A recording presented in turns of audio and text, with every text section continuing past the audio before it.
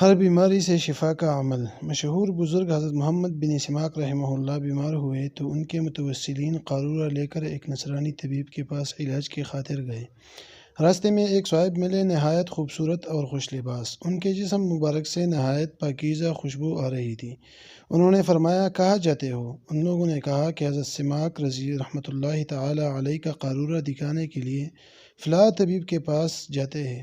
انہوں نے فرمایا، سبحان اللہ، اللہ کے ولی کے لیے خدا کے دشمن سے مدد چاہتے ہو؟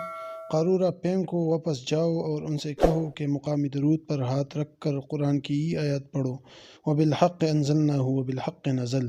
ہر بیماری کے لیے یہ عمل مجرب ہے۔ مرض کی جگہ پر ہاتھ رکھ کر یہ آیات کریمہ پڑھ کر پھر دم کیا جائے تو بإذن اللہ بیماری دور ہو جاتی ہے۔ یہ فرما کر وہ بزرگ غائب ہو گئے۔ ان صاحبوں نے واپس ہو کر حضرت ابن سماک رحمہ اللہ سے واقعہ بیان کیا۔ انہوں نے مقامی درود پر ہاتھ رکھ